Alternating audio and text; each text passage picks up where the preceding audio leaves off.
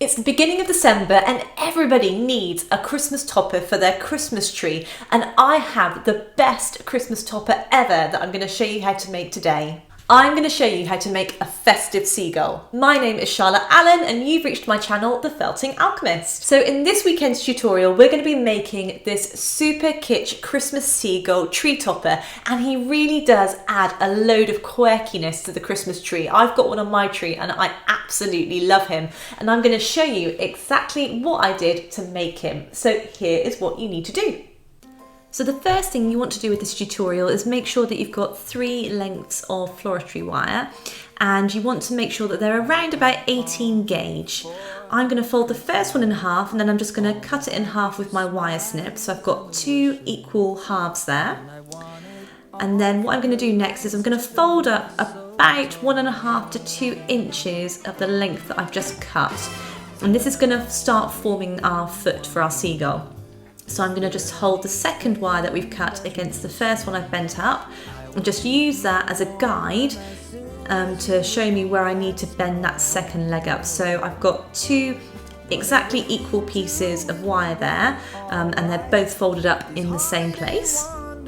And then once I've done that, I'm going to take my second wire that I haven't cut yet. I'm going to fold that one in half. And again, I'm going to take my wire cutters and I'm going to cut that one in half too. Once I've cut it in half, I'm then going to take one of those halves and I'm going to bend it in half so that the ends meet. And you might want to use pliers for this if the wire's a bit stiff, because it can be a little bit painful on your fingers sometimes. So if you need to, use some pliers just to assist you with bending the wire. So once they've both been folded in half, you want to place one of those wires across the front of your foot. We're going to twist it around the back of the foot for about 1 twist. Then I'm going to bring one of the wires of the length that we've folded in half around the front of the foot. Okay, so that bit that we folded, and then fold the second one across the front of the foot and the one we've already folded over. And then once I've done that, I'm then going to fold one of those lengths of wire underneath the foot, like so. And then I'm going to fold the other one over the front of the foot. Okay, so we've got a bit of a knot, if you like, of the wires all twisted together. Now, don't worry, I'm just going to do the second one sped up, but don't worry if it's a bit loose and it's sort of rattling around a little bit at the moment, okay, because we're going to secure everything down with the wool in a sec. So I'm just going to cut my feet to length, or my toes to length. So I'm going to make them about 1 inch in length, and then once I've cut them, I'm going to fold up those sharp ends just so that nobody hurts themselves when they come to handle our seagull topper and place him on top of our beautiful Christmas tree. So I'm folding up around about just under 1 centimetre, I reckon. So you should end up with something with toes roughly just under 1 inch in length. And then what I'm going to do next is just take my felting wax and I'm just going to cover all of my wire with my felting wax. And this is because I want my wool to stick nice and easily, and if we didn't do that, it could be quite slick. So the next thing I'm going to do is I'm going to take a length of yellow wool bats, and I've got a merino wool bats here, but you can use whichever wool bats you prefer, but try and get it nice and long. I'm going to take one of my feet, I'm just going to get a bit of wax on my thumbnail there, just to rub between my thumb and my finger, just to give me a bit of additional stick as I'm wrapping this wool. And then I'm going to take my wool, I'm going to place it between one of the toes, and then I'm going to start off by wrapping the toe nearest me, okay? So you want to try and get this as tight as possible. Don't be afraid to move the other toes out of the way. It can be quite tricky initially because you've got quite a long length of wool here and you're working with quite a short piece of wire.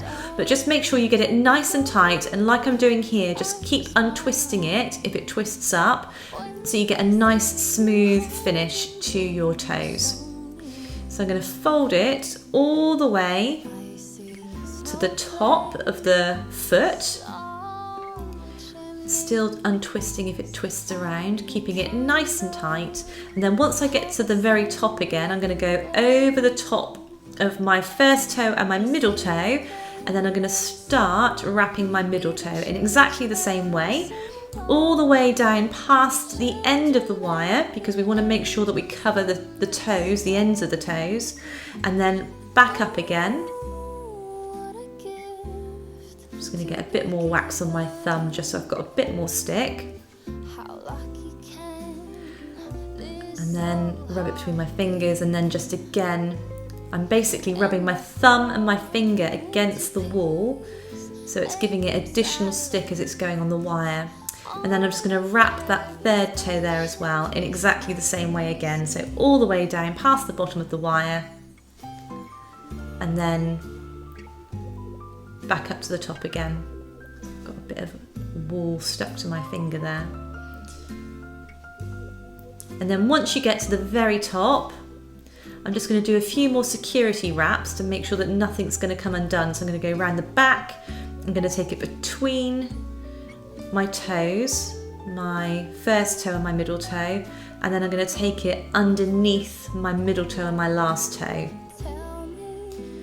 I'm just going to fold it a few times around the middle toe for extra security. But you can go with however you want to do it, but try and make sure that all of your toes are equal in thickness.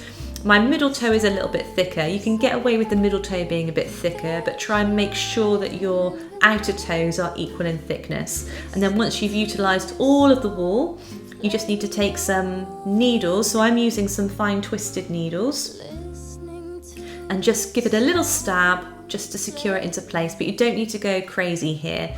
Just stab it down enough so nothing's going to unravel, okay? We're going to do a bit more stabbing later on, and just go careful with your needles as well here, because you're going to be stabbing against the wire and you definitely don't want to break your needles, so just go a bit cautious and make sure that you're stabbing the back end as well. But don't go really deep, just go nice and shallow. So the next thing I'm going to do is I'm going to wrap the leg. So I'm going to hold it against the foot, and then in the same way that we did with the feet, I'm just going to twist this around the wire and ensuring that it's nice and tight and that it's not twisting around itself, so we end up with horrible lumps and bumps once the sculpture is finished. So I'm going to twist it until I've got around about 2.5 to 2 inches of the wire still exposed. So I'm going to keep going until I get to around about probably here, and then I'm going to take my wool back down the leg again, okay?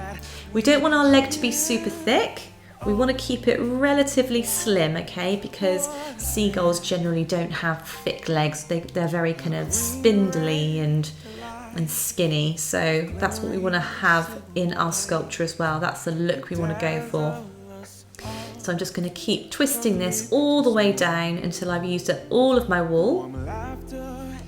And then once I've got down to the ankle, I'm just going to go for a few more twists there. And then again, I'm just going to take this around the toes just to help me anchor that wool that we've wrapped around the leg into place. So it's less likely to unravel once it's been added into place. And then once I've twisted it all round, I'm just going to take my needles again, and this time I'm going to give it a really good felt down, and I'm still using my fine twisted needles here. And just be cautious when you're working with the mat here that you don't felt your leg into your mat. You can see here it's sticking a little bit, so you want to keep moving it like you're working with dough, so you don't end up with loads of fluff where your foot's attached itself to the mat and then you have to pull it away. So once it's all felted down, what you want to do is take a little bit more of that yellow wool. We're going to place it directly over the top of our toes and some of our ankle. And I'm going to use my fine twisted needles again to felt this all down. And we're going to create that webbing that you get with a seagull's foot. So we're going to create some additional coverage to go over the foot so it looks like he has webbed feet. So I'm just felting that down in between the gaps as well as onto the toes of our seagull. Don't felt down too heavily because again, you don't want your leg to adhere to the mat. So just be very cautious in terms of how deeply you felt. Felt quite shallowly, but you want to give a good felt all over the ankle and the foot. And then once you've got the first bit done, just flip it over and then fold over those loose bits of wool over to the top, and then just do the same here. So we're creating that webbed foot look. And then again, just be patient here. And then I'm just felting in between those toes, pushing my needles in between the gaps of the toes. And it creates a lovely webbing effect.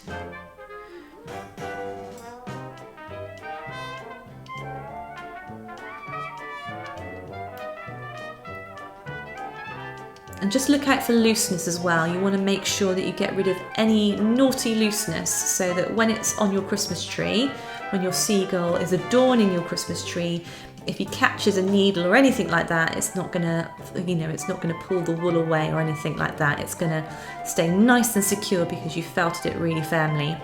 So eventually you should have a foot that looks like this, and then you need to do the same with the other foot. So the next thing I'm going to do is I'm just going to work out where I want to place my feet. So I'm going to take my 8cm polystyrene ball that I have here. You can use a smaller one if you want to, if you don't want to create anything too big, but I would say 8cm is about right if you're going to have, say, a 6-foot/7 foot tree. So I'm just going to feed my wires into the ball and just make sure that they look about right. So that's looking good. So the next thing I want to do is now I'm going to place my third wire into the top part of my seagull. So I'm going to fold my third and last wire in half. I'm going to snip it in half with my wire cutters, and then I'm just going to place it through the top of my polystyrene ball. I'm probably going to feed in about 2 inches, okay? So he's going to sit about there. So I've probably got around about 5 to 6 inches of the wire exposed. I'm just going to fold over, you can't see on camera there, but I'm just going to fold over that sharp top end there. And make sure he's all neatly in place. Next, I'm going to take my wax again. I'm just going to give this a good old covering in the wax to get some nice stick there. And we're going to start wrapping this wire, which is going to form his neck and his head, if you like. So I'm going for a bit of a Finding Nemo style seagull here, which is why he's got a super long neck. So I'm just going to take my medium twisted needles this time, because I just need a bit more felting power to really make sure everything stays in place. And then once the bottom of the wool is felted down into the polystyrene ball, I'm then going to twist the rest of the wool around my wire as tightly as I can. This can be quite tricky if you're using quite a thick piece of wool because it will want to stay loose, but try and get it as tight as you can all the way past the end of the wire. And then once you get past the end of the wire, like before with the feet, we're just going to go back downwards again. And don't worry if you don't have it super duper tight at the moment, because the more layers we add, the tighter it will become. So it's not a problem if you can't get it really tight, but you do want to try and get it as tight as you can, because it's going to mean that you're going to need to do less felting as you progress with this sculpture. So the tighter that you wrap, the less felting you will need. So I'm just going to felt the bottom of this down to get it nice and secure and anchored into position. And then I'm just going to again fold that base around what will be the neck of our seagull. I'm just going to tear away, pull away on the rest of that length just to get it nice and tight. And once it's nice and tight, I'm just going to felt that down and really felt the base of the wool into that polystyrene ball again, so nothing's going to unravel, it's going to stay nice and secure. And you want to get this piece here that I'm felting at the moment relatively compacted, okay? And that's going to make life easier for you when you come to add the additional lengths of wool in a moment as we wrap our neck and get it to the thickness that we want it to be for our seagull's head and neck. So eventually you should have something that looks like this. So the next thing I'm going to do is I'm just going to add my additional layers. So I'm just adding more and more wool, wrapping it round, felting as I go with my needles. So super simple, exactly what we've just done, but we're just adding more and more layers. And just be sure that as you're adding those layers that you're also initially felting down into the ball some of that wool to get it nice and anchored down into position so it's not going to unravel easily. So you should eventually get to the stage where you've got something that looks like this. So I'm just going to remove my legs now that I'm happy with where they're going to be positioned. I'm going to take my super glue and I'm just going to cover the length of my leg in super glue and then reinsert it into the hole that I've made. I'm just going to straighten that wire out there, get it nice and as straight as possible, and then take my glue again, cover it with my super glue. I'm just using a Gorilla Glue here, but you can use any glue that you want to. And then again, I'm just going to, oh, it's escaped, reinsert that wire into the hole I've already made. There we go. So you should have eventually something that looks like this. So his neck should be around 5 to 6 inches in length and probably about 1.5 to 2 inches in width. And then you've got his legs as well, which are roughly the same length as the head. So I will see you tomorrow with part 2 when we're going to be adding more shape to our seagull. Until then, have a great day and I will see you very soon. Bye.